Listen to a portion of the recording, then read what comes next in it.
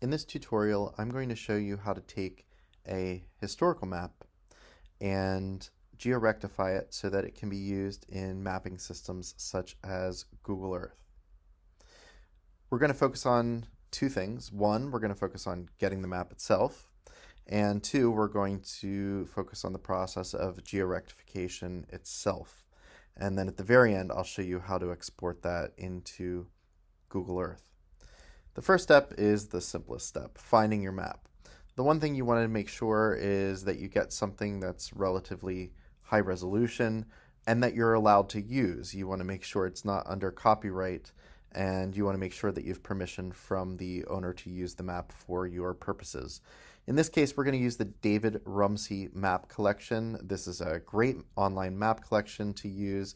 It's wonderful for scholars, for students who are looking to do some basic, use historical maps to do some basic analysis.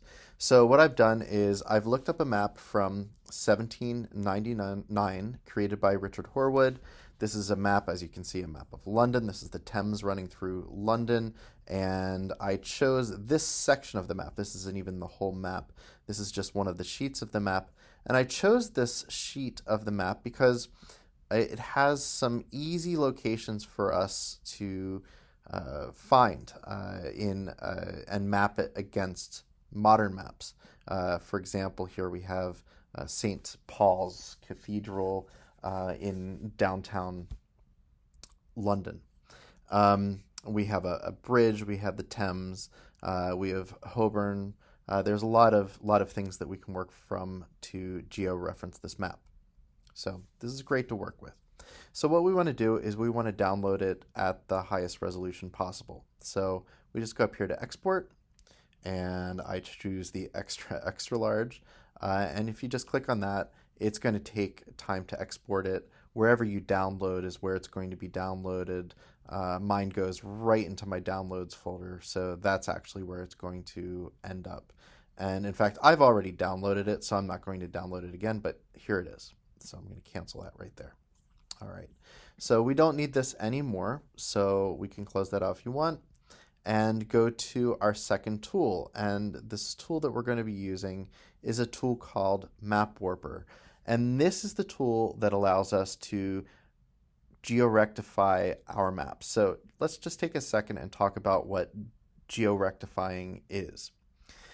When you take any map, you're going to have some distortion in the map. And this is because at the simplest level, the world is round and your map is flat. And so when you take a round object and put it on a flat map, there is going to be some distortion.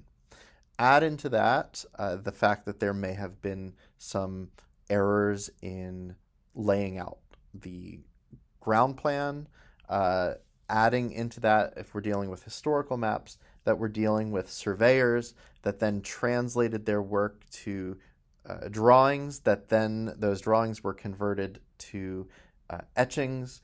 And so we have a series of processes in which distortions can be inserted into the map. These days, we're working with maps that are finely tuned to satellite data and are very precise. And so when we have those historical maps with a variety of distortion and trying to overlay those onto modern maps with their own types of distortion, then we have to do what's called georectifying. And basically this means taking our historical map and stretching it and smushing it just so that we can get streets to line up with each other, for example, and locations to align with each other. That's all georectifying means. It means transforming our maps so that they can lay on top of modern maps almost perfectly. It's rarely going to be perfect, but we're going to try our best to get it as close as possible. And we're going to use a georectifying tool to do that. We're using Map Warper. There are other tools out there. This is an open source tool. I really like it. It's very easy to use, especially for folks who are new to all of this. And so this is what we're going to stick with. You'll notice if you start playing around with Map Warper, there's tabs across different pages. You'll notice that anybody who creates a map has uploaded their map into the database. And so right now it looks like there's 553 maps. They can be searched by date. If you're looking for a map, this might be a place to go find a map. You can look by location as well. You can use the globe over here to search for maps and locations. So if you're looking for that historic map of London, maybe it's already in the system here. But today, we're assuming that our map does not exist in the system, that we need to georectify it. And so what we need to do is upload our map. So we click on Upload Our Map, put the title of the map here. We put any description we want in here. We want to make sure we get the issue year here. This would be the date in which the map was created. You can add a series of metadata information here. And then most importantly, of course, we have to upload our map. So we choose our file, we choose our map. It's a JPEG image here. And just an FYI, whenever you download anything from David Rumsey, you get two files. You get a JPEG file and you get a text file.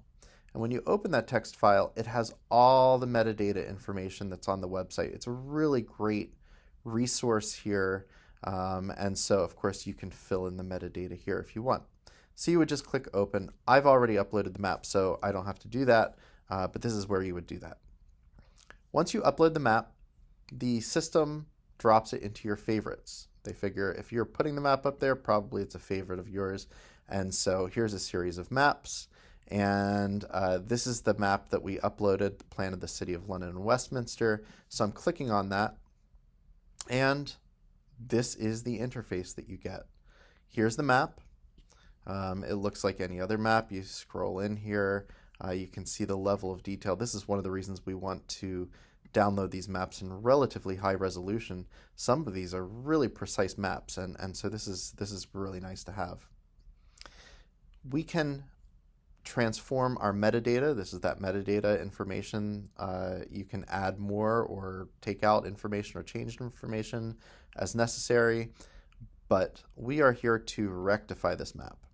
So when you click rectify, what happens is you get a map on the left-hand side and a map on the right-hand side. And the map on the left-hand side is the historical map. The map on the right-hand side is the contemporary map. Pretty simple. Often the map on the right-hand side will just show you a basic map of the globe, and you will have to zoom in and drag the map so that you can get to the point where your map on your left, there you can see St. Paul's on the left over here, and St. Paul's on the right over here. You want those to roughly be the same size and roughly be in the same location, because the next point is dropping a series of pins, and these are called control points. And what we want to do is put enough control points around our map so that the software can see that, oh, this statue of Queen Anne on this map is here with this statue of Queen Anne on this map. And the northwest corner of St. Paul's over here is the same as the northwest corner of St. Paul's over here. And if we put enough pins around our map, slowly but surely the system will recognize that the map needs to be pulled and distorted and smushed in different ways so that it lays over top of the contemporary map as cleanly as possible. So let me show you how to drop a few pins.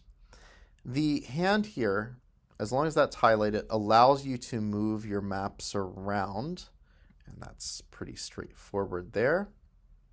And let's scroll in just a little bit closer here on both our maps. Let's look at St. Paul's here. There we go, St. Paul's. And what you can see over here is that some of the space around St. Paul's is the same today as it was back in the 18th century. And so that's really what we're looking for in a map, is as much similarity as possible. So we can take our little pin and say, well, This portion of the building right here, I'm just going to drop the pin right there, is the same as that portion of the building right there. And let's add those as control points. You'll notice they are now numbered. This is the 16th control point I put in. This is where we're dropping the pins. The more numbers of control points that align, the more precise your map is going to be. So you'll notice St. Paul's Chapter House is right here. There we are. Let's drop a pin in the southeast corner of the chapter house right there. We can hit add control point, or we can just hit our return button. And now that's our 17th control point. So this is effectively what you do. You slowly but surely create control points on maps. This especially works well with intersections, so that you can try to get things as lined up as possible. So you'll notice Little Carter Lane here. Carter Lane is right here. Let's drop a pin right here on the northeast corner of this intersection right here. Those align. Hit our return. Now we have another control point. Let's move down that street just a little bit. See if looks like there's another street, Knight Rider Street, formerly known as Great Knight Rider Street. We can grab a pin. Let's put in the southwest corner.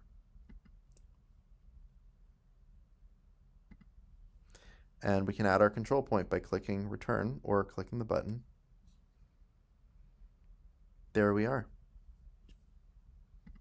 And let's go one more street south here. You'll notice that Upper Thames Street has been renamed Queen Victoria Street.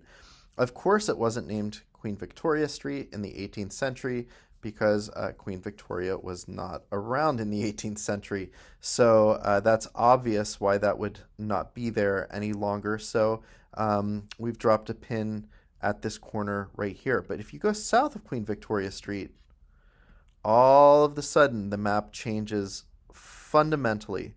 All of these old warehouses have been taken away and have been replaced by, in this case, streets to make traffic flow much more effectively. So, in fact, going any further south on this map, you're just going to hit more of the same. You're very unlikely to find anything that aligns very well there. So you'll have to look in other places for some alignment. So let's go back up to the church up here. And let's travel west. And here's Pilgrim Street. You'll notice they look very similar. They clearly are very similar. Let's put a pin in the corner of Pilgrim Street right here. And a pin in the corner of Pilgrim Street right here. Click enter. There we are. And we would just keep doing this. The more precise, the better. The more work we do on this, the more precise the map goes.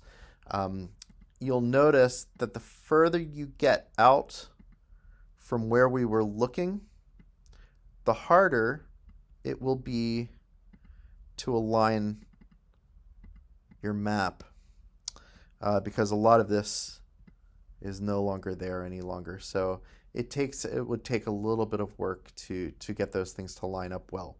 But we've put about 18 or 19 pins in, so we have a good sense of how all of this looks. So the next step then is to scroll down and make sure your clipping mask is applied when rectifying. Put true. I'll show you what that means later. And then we want to warp our image, and this is the georectification process itself. So warp our image. It just takes a couple seconds.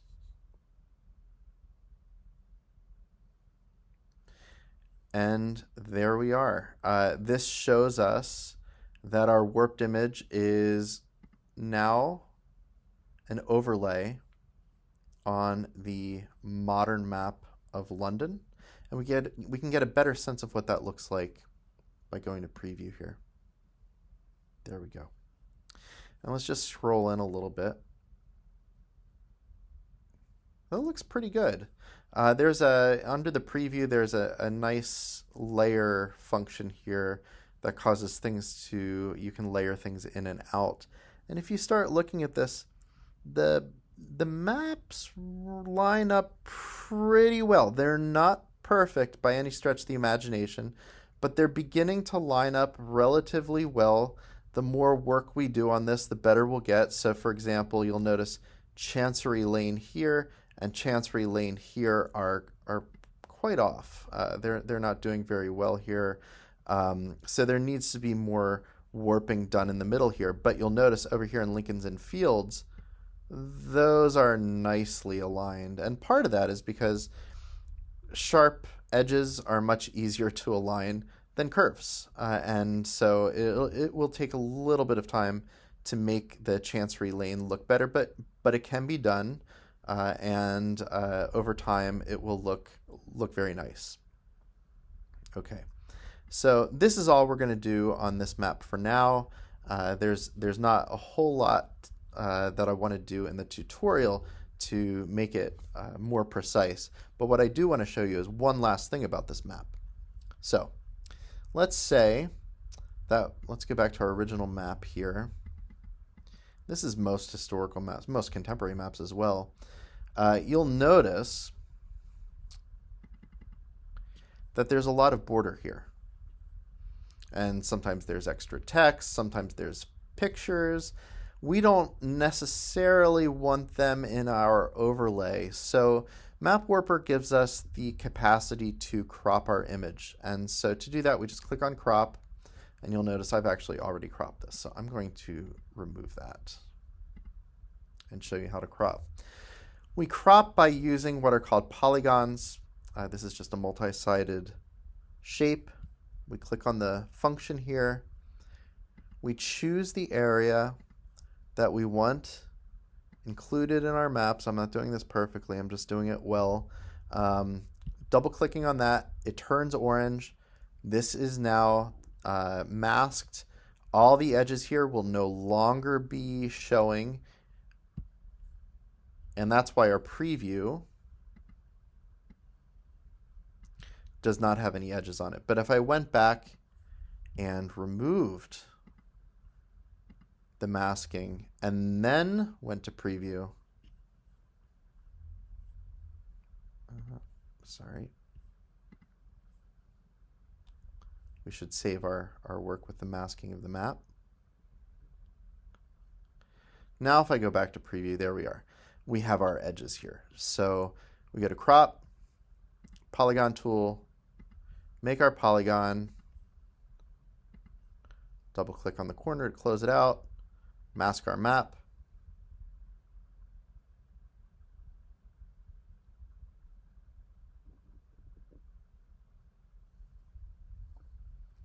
Preview, now those edges are gone. So that's how to mask.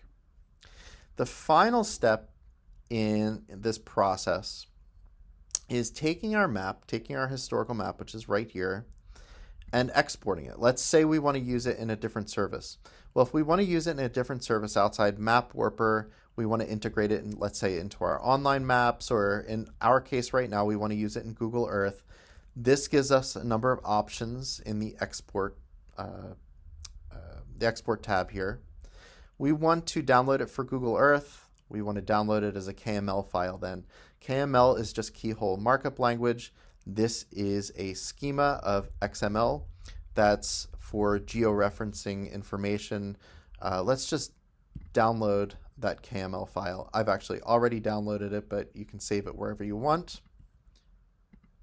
I'm going to open my KML file and show you what that looks like as code. There we go. This is the KML file. You'll notice, again, XML schema here. It gives us a sense of what size the box is going to be in which the map is displayed in. And then, of course, the most important part of this is mapwarper.net. This is our map, 46339, and it provides a variety of information for display here. We don't need to know what the KML is doing, but we just know that you can get into KML and change this information around and have it do some very interesting things. Let's open it in Google Earth, though.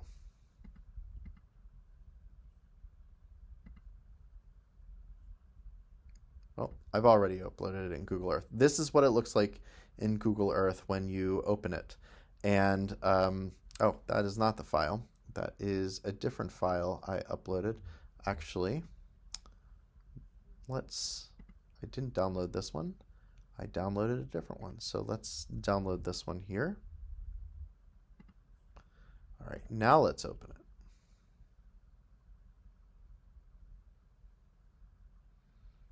There we go. Now we're in London.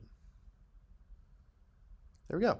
Our map has now just mapped itself on top of the contemporary map pretty nicely, in fact. And we can change our view if we want. I'm going to go over this map, and then let's look down. There we go, rather than at an angle. And not too bad. Not too bad. If we want, we can do a number of things. We can drop roads in over top of this. This really begins to show us how far off our map actually is. You can see how much distortion is in these historical maps. So again, a lot of georectifying still to do, but it's actually not that bad. We can also, on a better map, in fact, let's go to the Edinburgh map because that actually is a little bit better georectified.